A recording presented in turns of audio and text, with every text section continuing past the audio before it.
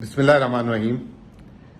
پاکستان میں اس وقت موجودہ حکومت کے جانے کے اب 3 ہفتے بھی نہیں رہ گئے، میرے خیال سے 2.5 ہفتے رہ گئے۔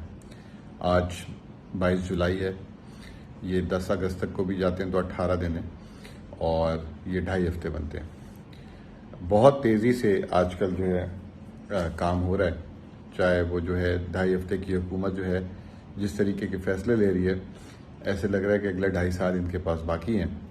سب سے پہلے تو 2.5 ہفتے رہ گئے ہیں، انہوں نے ترقیاتی بجٹ میں 61 ارب روپے جاری کر دیے۔ پنجاب کی حکومت نے کوئی 145 گاڑیاں یا پتہ نہیں کتنی گاڑیوں کا 3 ارب روپے کا جو ہے سرکاری ملازمین کی جو ہے گاڑیوں کا اپروول دے دیا، اور اس میں جو گاڑی کا آرڈر دیا ہے وہ اس وقت مارکیٹ میں 1,65,00,000 روپے کی ہے۔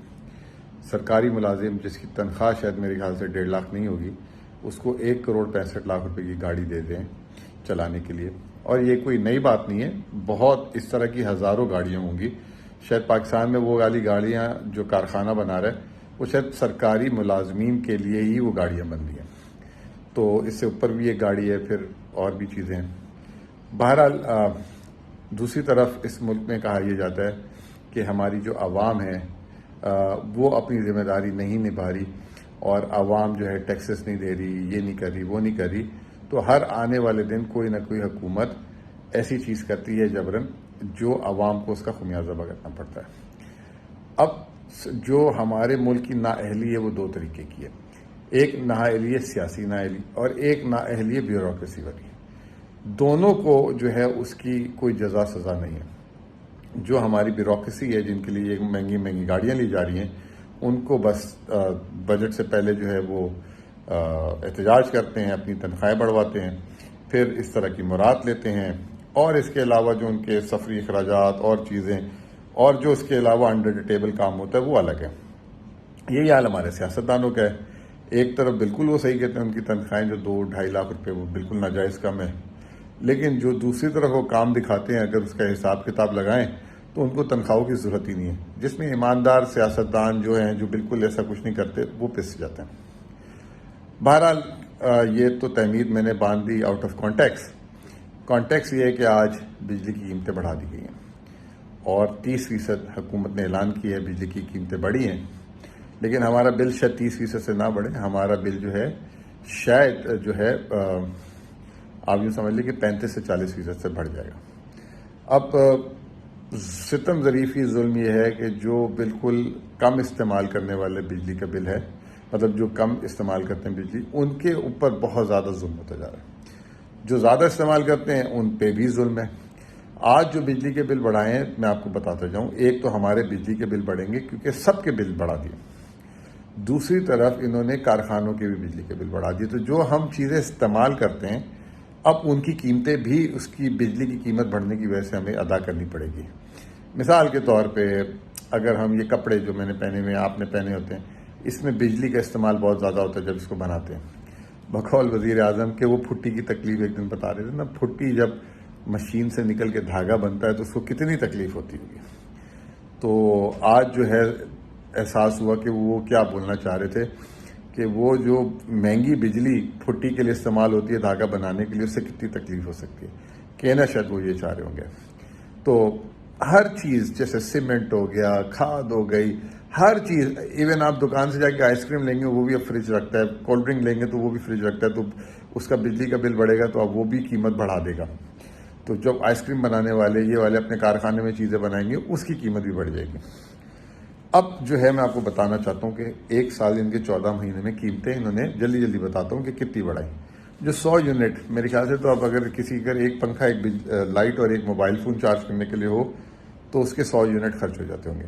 7 روپے 74 پیسے جو ہے 1 سال پہلے اس کا فی یونٹ کو ادا کرتا تھا، اب اس کی قیمت ہوگی 16 روپے 48 پیسے۔ 200 یونٹ والا 10 روپے 6 پیسے وہ فی یونٹ خریدتا تھا 1 سال پہلے، اس کی قیمت ہو گئی ہے 22 روپے 95 پیسے۔ 300 یونٹ والا 12 روپے 15 پیسے فی یونٹ ادا کرتا تھا، اس کی قیمت ہو گئی ہے 27 روپے 14 پیسے۔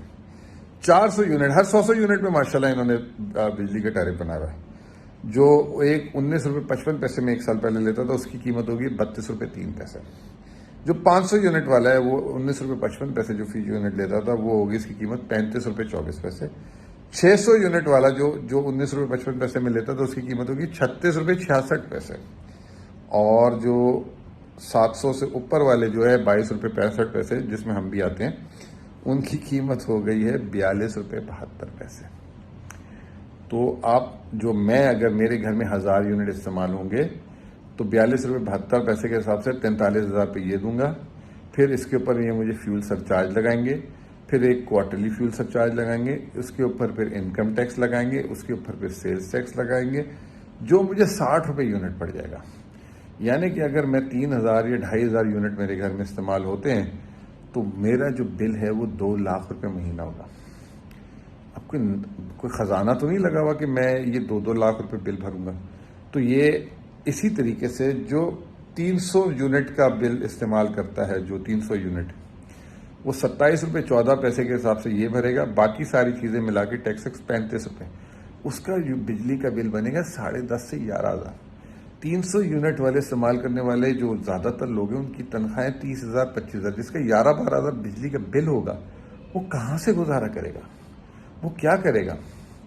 چلے اب میں آخر میں آپ کو ایک اور بات بتاتا ہوں کہ یہ بجلی کی قیمت اتنی ہونی چاہیے تھی. آئی ایم ایف نے کیا ظلم کر دیا؟ پہلی بات یہ کہ آئی ایم ایف نے بالکل ظلم نہیں کیا. ہمارے بجلی گھر بجلی بنانے والے نقصان میں.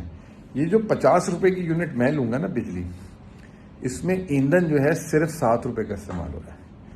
15 روپے جو ہے بجلی بنانے والے کارخانے کو, کیونکہ پچھلی حکومت اور جو یہ شہباز شریف والوں کی حکومت تھی, انہوں نے بجلی گھر سے جو معاہدہ کیا 15 روپے فی یونٹ جو ہے ان کو کرایہ دیں گے. پھر اس کے بعد حکومتی ٹیکسز ہوں گے. پھر اس کے بعد جو لوگ بجلی چوری کرتے ہیں ان کی چوری کے بل بھی ہم نے ادا کرنے ہیں.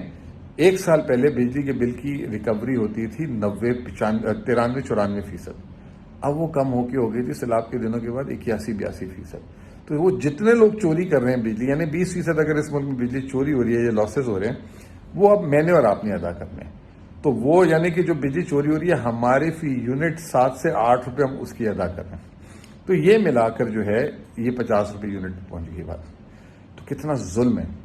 اب اس سے کتنے کارخانے آگے آنے والے دنوں میں الگ بند ہوں گے, اس سے بے روزگاری الگ ہوگی. یہ بجلی کے بل ہم کیسے ادا کریں گے؟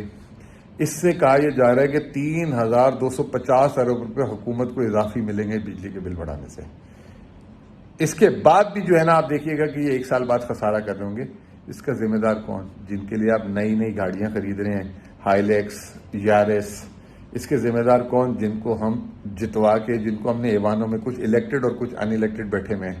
اب جاتے جاتے وہ تمام اداروں میں اپنے لوگ لگا کے جا رہے ہیں تاکہ مزید جسے کہتے ہیں بگاڑ پیدا ہو.